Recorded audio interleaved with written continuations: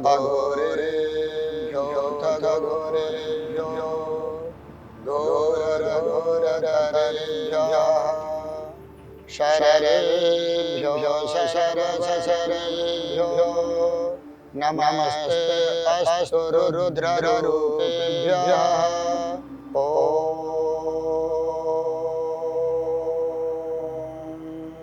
तत्पुरुषाय विद्महे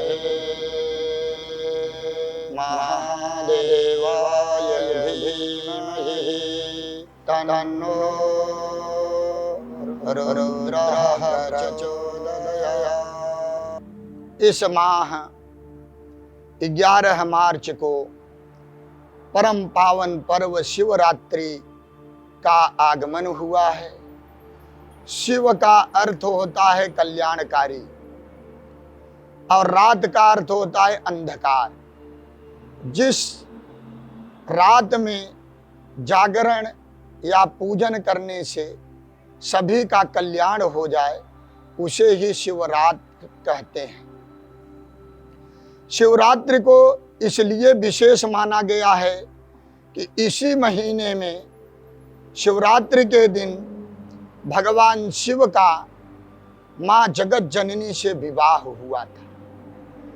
और शिव जो है वह परमात्मा है। परमात्मा का प्रकृति से विवाह होने जा रहा है। ऐसे माह में अगर कोई भी राशि के व्यक्ति उस दिन या उस रात को, जैसे उदाहरण के तौर पर मेष राशि में जन्म लेने वाले जातक या जातिका शिवरात्रि के दिन भगवान शिव का अगर, क्योंकि मेष राशि का मालिक मंगल होता है, मंगल का वर्ण जो है वह रक्त होता है। भगवान शिव जी पर अगर लाल वस्त्र अपनी परेशानियों को लिख करके कुमकुम से, गन्ने के रस से भगवान शिव जी के ऊपर अगर अभिषेक करते हैं या मूंग का दाल भगवान शिव पर अर्पण करते हैं तो मंगल राशि के जातकों का सारा दुख दूर हो करके सुख संपत्ति में परिवर्तित होने लगता है। यही उपाय उसी दिन अगर वृषभ राशि के जातक जातिका, वृष राशि के स्वामी जो होते हैं शुक्र होते हैं, शुक्र का वर्ण जो है सफेद होता है और शुक्र जो है वैभव, यश और सुख, शौकीनता के, समृद्धि के प्रतीक हैं।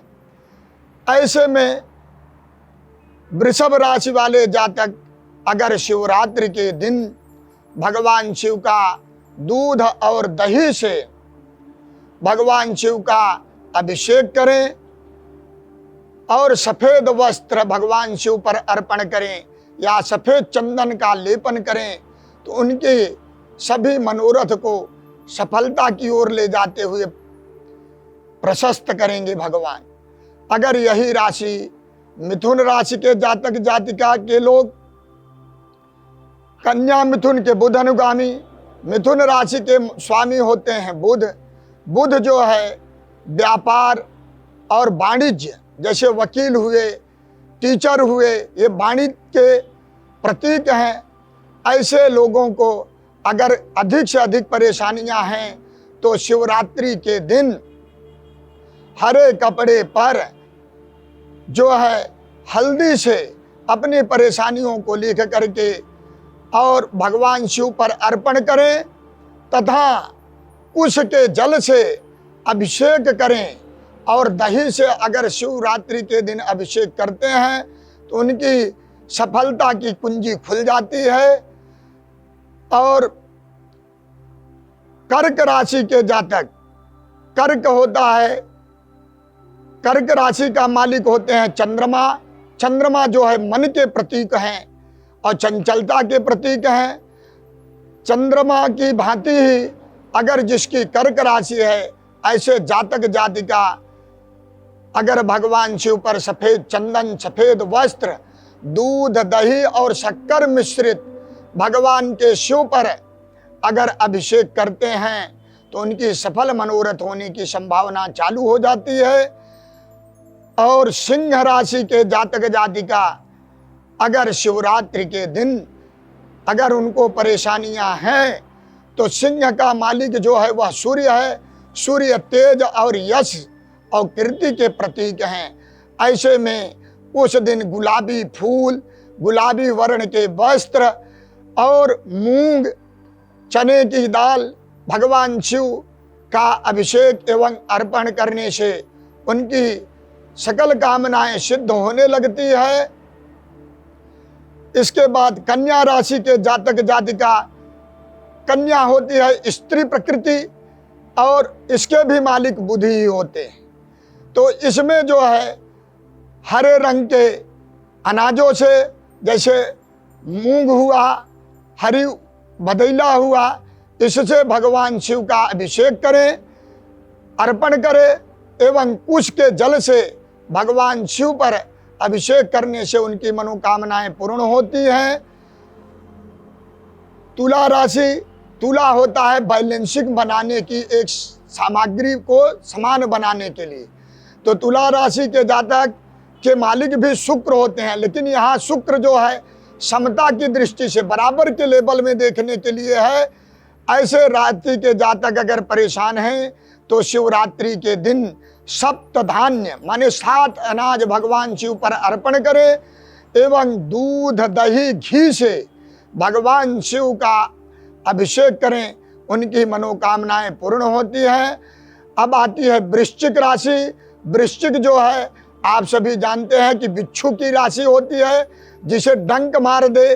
तो जिसको हर तरह की परेशानियां हो, ऐसे जातक जातिका, वृश्चिक राशि वाले जातक जातिका अगर शिवरात्रि के दिन पीले वस्त्र का भगवान शिव पर अर्पण करें एवं केसर मिश्रित चंदन का लेपन करें, उस दिन जो है काला तिल शक्कर भगवान शिव पर अगर अर्पण करें और मंदार के पत्ते पर अपने परेशानियों को लिख करके भगवान शिव को अर्पण करें, तो उनके सारे दुखों से छुटकारा प्राप्त होने लगते हैं।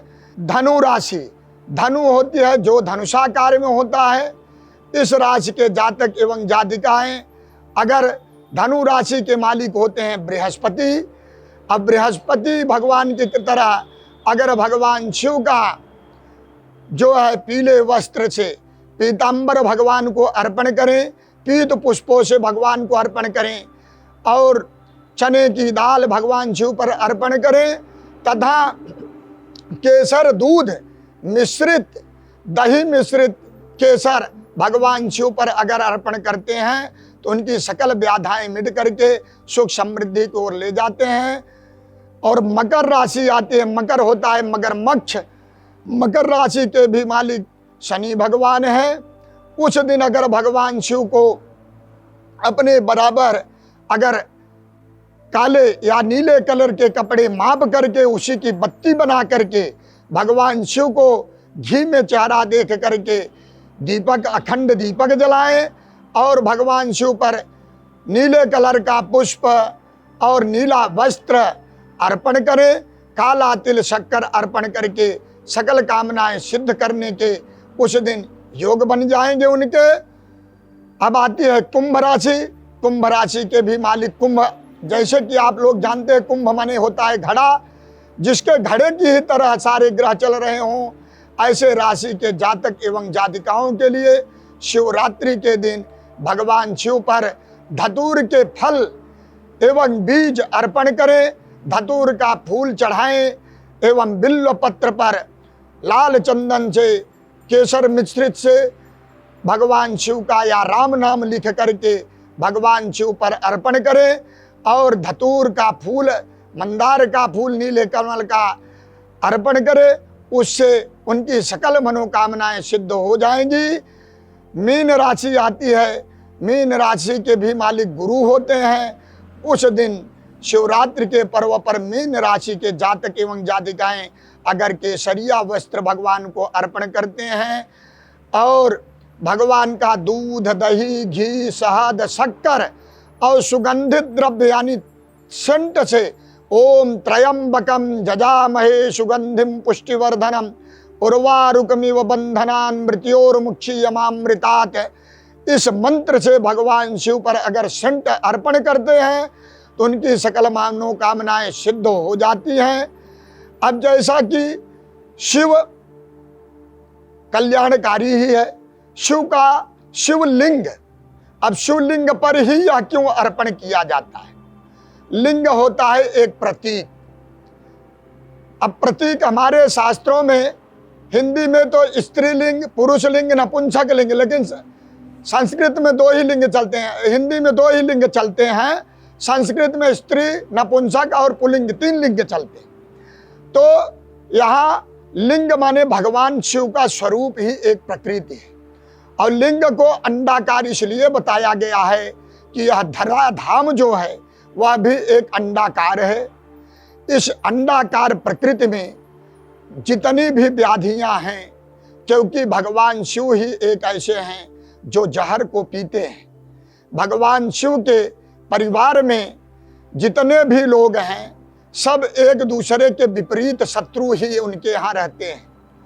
यह शास्त्रों में बताया गया है कि भगवान शिव के गले में सर्प है, तो भगवान उनके पुत्र गणेश का वाहन मूषक है, तो सर्प मूषक को खाता है। इधर स्वामी कार्तिकेय के वाहन मोर है, मोर सर्प को ग्रसित करता है। भगवान शिव का वाहन वृषभ है, तो उधर माता जी का वाहन सिंह है। एक दूसरे के ही विपरीत जो शत्रु हो जाएं, इस मानव जाति या कोई भी जितने भी विपरीत लिंग के प्रकृति के दुष्परिणाम के दुष्योग हैं, ऐसे में भगवान शिव का जो अभिषेक करता है तो भगवान शिव जहर पी गए। तो जहर पीने का अर्थ है कि घर में किसी भी प्रकार की आदि व्याधि पीड़ा हो तो उस दिन भगवान शिव का जो उपवास करता है, उपवास माने होता है भगवान के समीप रहना, उप माने होता है समीप, वास माने रहना। अब भगवान शिव के समीप रहना माने तन मन धन तीनों से रहना। तो मन हमेशा भगवान का, शिव का स्मरण करे तो उपवास है। शास्त्रों में तो यह वर्णन है कुछ दिन उपवास करें तो नियम है कि जा तिथि उदया जाता ता तिथि सकला भवेत। जिसकी तिथि उदया तिथि ली जाती है उसी की दिन रात होती है। अगर सूर्योदय के समय जो तिथि होती है उसी की रात्र मानी जाती है उस दिन। इसलिए शिवरात्रि के दिन जो भी उपवास करता है, किसी भी प्रकार की व्याधि हो, जैसे काल सर्प दोष है। अब काल सर्प दोष को, काल माने होता है समय, सर्प माने होता है जहर, तेज गति चलने वाला जहर। ऐसे में जहर को पीने वाले भगवान भूतनाथ ही हैं। तो शिवरात्रि के दिन जो भगवान शिव पर अगर जल भी अर्पण करता है, दूध भी अर्पण करता है, तो उसके काल सर्प दोष उस दिन सदैव नष्ट हो जाते हैं। यहाँ तक शास्त्रों में वर्णन किया गया है कि किम करिष्यति वय्यमः चंद्रशेखर चंद्रशेखर चंद्रशेखर रक्ष माम चंद्रशेखर चंद्रशेखर चंद्रशेखर पाहि माम। हे महामृत्युंजय भगवान, हे चंद्रशेखर, मेरी यमराज क्या कर सकते हैं अगर मैं आपके समीप हूँ। चैलेंज देते हैं उस दिन पूजा करने वाले कि हमारा यमराज भी कुछ नहीं बिगाड़ सकता है। ऐसे में जैसे किसी का विवाह नहीं हो रहा है, मांगलिक दोष है, तो किसी भी दस्ती पे, सफेद दस्ती पर केसर और कुमकुम से अपने विवाह संबंधित परेशानियां लिख करके ओम नमः शिवाय या जय जय जय गिरिराज किशोरी, जय महेश मुख चंद चकोरी, जय गज के बदन खडानन माता, जगत जननी दामिनी दुर्गाता, यह बोल करके अगर शिव जी पर अर्पण करता है तो उसका जो है विवाह भगवान सुनिश्चित कर देते हैं कि उसका विवाह तत्काल ही, सद्य ही उसका संपूर्ण हो जाएगा। किसी की नौकरी नहीं लग रही है, अब उसकी नौकरी नहीं लग रही है तो दही से या वाहन की प्राप्ति नहीं हो रही है, घर लक्ष्मी की प्राप्ति नहीं हो रही है, घर की प्राप्ति नहीं हो रही है, तो भगवान शिव का दही से अगर उस दिन अभिषेक करता है तो उसे वाहन की और घरों की प्राप्ति हो जाएगी। अगर कोई पुत्र पौत्र की प्राप्ति नहीं हो रही है तो उस दिन दूध से भगवान शिव का अभिषेक करने से पुत्र पौत्र और सर्व कामना की सिद्धि होती है। अगर व्यापार नहीं चल रहा है, लक्ष्मी की कड़की चल रही है, उस दिन भगवान शिव का शहद से अभिषेक करने से लक्ष्मी की प्राप्ति होती है। और किसी को असाध्य रोग हो गया है जो ठीक नहीं हो रहा हो, कुशोदक माने कुश मिश्रित जल से अगर भगवान शिव का अभिषेक उस दिन करेगा तो निजात पाने के लिए जो ठीक होने वाला रोग भी नहीं है, उससे भी भगवान शंकर जी धीरे धीरे उस दिन छुटकारा कराने के लिए उसे उस दुख के सहन करने की शक्ति प्रदान करेंगे। और जो भगवान को गंधोदक से स्नान कराता है, अर्थात गुलाब जल से या हल्दी मिश्रित चंदन से, उस दिन उसे सुख सौख्य वस्त्र और आज शारीरिक सौखों की उपलब्धि होगी।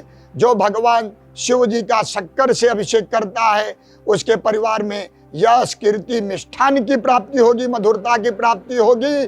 जिसके यहाँ बहुत गृह कलह चल रहा है, वो अगर भगवान का पंचामृत से अभिषेक करे तो उसकी गृह कलह को दूर करके शांति में परिवर्तित करके परिवार को एकत्र बनाएंगे भगवान शिव जी।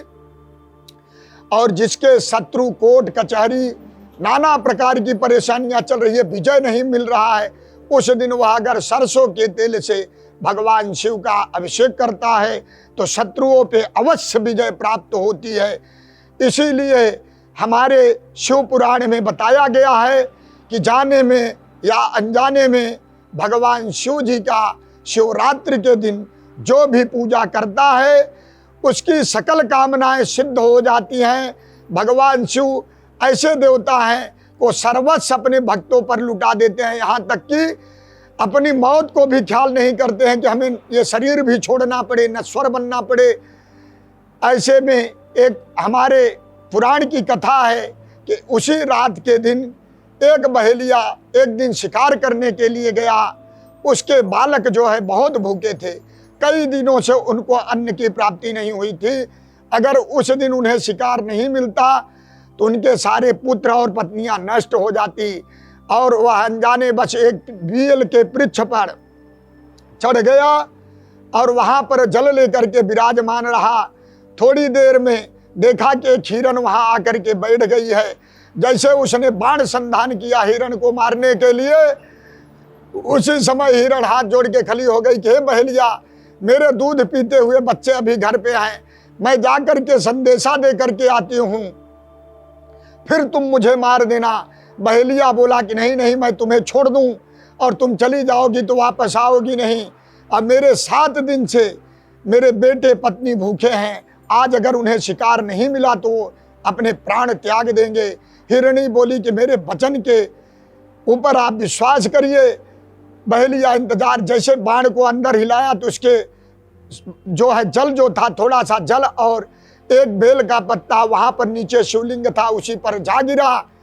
और जैसे दूसरी बार ऐसे किया, तीसरी बार जब उसका बेटा आ गया तो वहां पर उस हिरण के पुत्र बालक सभी आगे बोले, जय बहेलिया, मेरी माँ को और मुझे तीनों को एक ही साथ बाण से मार दो, जिससे तुम्हारे परिवार का भरण पोषण हो जाए और तुम्हारे बालक स्वस्थ हो जाए। तो बहेलिया के मन में ऐसा उत्पन्न हुआ कि अरे, इसने वचन अपने ऐसा रखा कि तीनों प्राण देने के लिए तैयार हैं। बाण जैसे अंदर रहा, फिर एक बिल्व पत्र और जल गिर गया। भगवान शिव जी प्रकट हो गए और बोले, हे बहेलिया, मैं तुमसे संतुष्ट हूँ, आज जो तुम्हें चाहिए वह प्राप्त कर लो। हिरणी ने बोला कि मेरे ही कृपा से प्रभु, मैंने पहले ऐसा न करता तो आपको ऐसा नहीं होता। भगवान दोनों को सद्य मुक्ति भुक्ति फलप्रद, माने मुक्ति और भुक्ति मतलब भौतिक सुखों को दे करके, सांसारिक भौतिक सुखों को दे करके अंत में मोक्ष को दिया।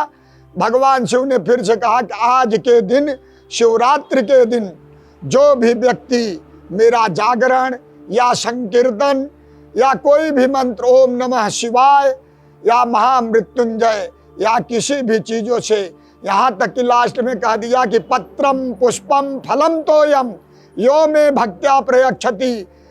अगर आपके पास पत्र है, फूल है नहीं कुछ भी है, जल है, वो भी अर्पण कर दोगे तो मैं तुझे हर तरह से सुख, समृद्धि, सौख्य प्रदान कर दूंगा। ओम नमः शिवाय।